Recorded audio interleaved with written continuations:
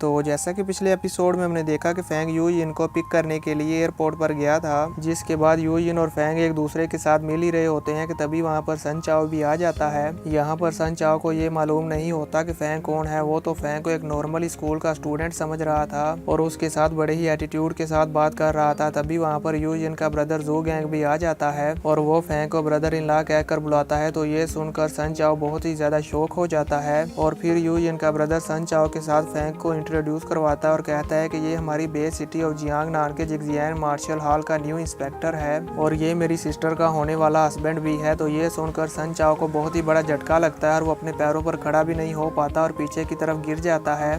अब आगे episode start होता है और हम देखते हैं कि जू गैंग की ये शादी करने वाली बात सुनकर यू यिन और फैंग दोनों ही शर्माने लगते हैं। तो ये देखकर जू गैंग फैंग से कहता है कि मेरी छोटी सिस्टर अभी थोड़ी सी शर्मीली है। जिसके बाद वो कहता है यंगर ब्रदर इन लॉ, जब हम फर्स्ट टाइम मिले थे तो हमारे दरमियान बहुत ज्यादा मिसअंडरस्टैंडिंग हो गई थी। मुझे उम्मीद है कि आप उन बातों को याद करके मेरे साथ नाराज नहीं होंगे। और फैंग के साथ फ्रैंक होते हुए कहता है क्यों, मैंने सही कहा ना। तो जू गैंग की ये बात सुनकर यू यिन कहती है मुझे अभी भी याद है आपने फैंग के साथ बहुत ज्यादा बदतमीजी की थी।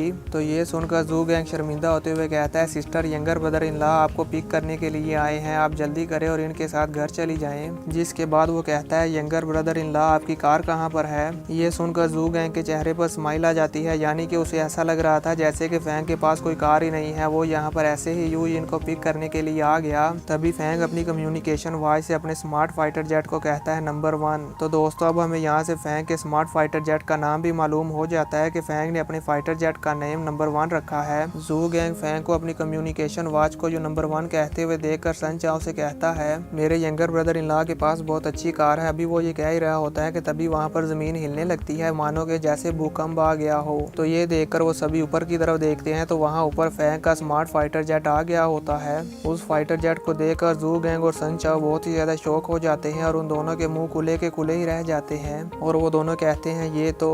इससे पहले कि वो अपनी बात को पूरी कर पाते तभी फैंग कहता है कि मैं आप दोनों से माफी चाहता हूँ, पर मेरे फाइटर जेट के अंदर बस 2 ही सीट है, यानी कि उसमें मैं और यू यिन ही जा सकते हैं। सन चाओ फैंग की ये बात सुनकर समझ जाता है कि फैंग मेरे साथ वैसा ही कर रहा है जैसा कि मैंने फैंग के साथ पहले किया था और वो फैंग के साथ अपनी की हुई उस बात के लिए बहुत शर्मिंदा होता है। तो अब हम देखते हैं कि फैंग अपनी हेवनली फॉरबिडन शटल के फ्लाइंग नाइफ को बाहर निकालता है। जू गैंग फैंग के उस फ्लाइंग नाइफ को देखकर कहता है क्या ये उस फाइटर जेट की है, ये वाकई ही बहुत ज्यादा स्पेशल है। तभी हम देखते हैं कि फैंग का वो फ्लाइंग नाइफ सभी के सेंटर में जाकर बहुत ही अमेजिंग तरीके से अपनी शेप को चेंज करता है। उस फ्लाइंग नाइफ को इस तरह अपनी शेप को चेंज करते हुए देखकर वहां पर मौजूद सभी लोग हैरान हो जाते हैं और कहते हैं ये क्या है। पर फैंग उनके इस क्वेश्चन का आंसर नहीं देता और अपनी उस हेवनली फॉरबिडन शटल पर खड़ा हो जाता है और फिर यू यिन की तरफ अपने हाथ को आगे बढ़ाता है। तो यू यिन उसके हाथ को पकड़ लेती है तो फैंग उसे बहुत ही अमेजिंग स्टाइल में खींचकर हेवनली फॉरबिडन शटल के ऊपर ले आता है।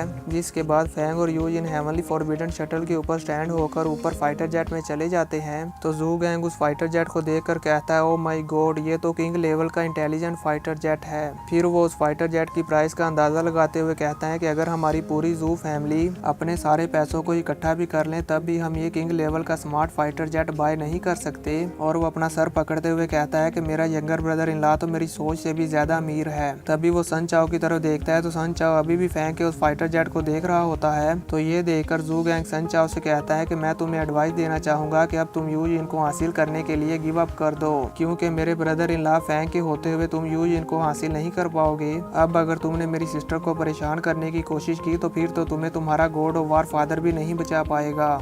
ये सुनकर सन चाओ बहुत ही ज्यादा हैरान हो जाता है और कहता है कि अब तो मुझे गिव अप करना ही पड़ेगा, क्योंकि इस फैंग की पावर तो बहुत ही ज्यादा है। सन चाओ अभी ये सोच ही रहा होता है कि तभी जू गैंग की नजर उसकी लाई हुई कार पर पड़ती है और वो बड़ी एक्साइटमेंट के साथ उस कार को देखते हुए कहता है कि ये तो लिमिटेड एडिशन सुपर कार है जो कि अमेरिका से है। फिर वो उस कार में बैठ जाता है और कहता है सन चाओ तुम्हें तो अभी भी याद है कि कल मेरा बर्थडे है, तुमने तो मेरे बर्थडे से पहले ही मेरे लिए सरप्राइज भी तैयार करके रखा हुआ है। तो अब जब तुम इसे यहाँ पर मेरे लिए ले ही आए हो तो मैं इसे एक्सेप्ट करने में कोई भी हिचकिचाहट नहीं करूंगा। मुझे तुम्हारा ये प्रेजेंट बहुत ही ज्यादा पसंद आया। जिसके बाद जू गैंग वो कार ड्राइव करके वहाँ से ले जाता है और सन चाओ पीछे से वहाँ पर गुस्सा करते हुए रह जाता है, क्योंकि दोस्तों हमें भी ये पता है कि सन चाओ ये कार यू यिन के लिए लेकर आया था, पर यू यिन ने तो ये कार ली नहीं, उसका भाई ही ये कार लेकर चला गया। इस बात से सन चाओ को बहुत ही ज्यादा गुस्सा आता है और वो अपने बॉडीगार्ड्स को मारने लगता है। व्यू चेंज होता है और हम देखते हैं फैंग के फाइटर जेट को जो कि आसमान में फ्लाई करता हुआ जा रहा होता है। जिसके बाद हम फैंग को देखते हैं जो कि एक बहुत ही वीआईपी सूट बूट पहनकर वहाँ पर रेडी हो रहा होता है। और फिर वो अच्छी तरह से रेडी होने के बाद यूजिन के पास आ जाता है और कहता है कि मैं कैसा लग रहा हूँ। तो यूजिन उसे शर्माते हुए कहती है तुम तो बहुत ब्यूटीफुल लग रहे हो। जिसके बाद वो दोनों फाइटर जेट की विंडो में आकर बे सिटी ऑफ जियांगनान का व्यू देखने लगते हैं, जो यहाँ से देखने पर बहुत ही ज्यादा प्यारा लग रहा है। और यूजिन तो उसे देखकर बहुत खुश हो जाती है। और फिर वहाँ पर बे सिटी ऑफ जियांगनान के बैरियर आ जाते हैं। तो यूजिन उस बैरियर को देखते हुए कहती है फैंग क्या तुम्हें अभी भी वो बात याद है जब हम दोनों ने यहाँ बैरियर पर खड़े होकर एक विश की थी।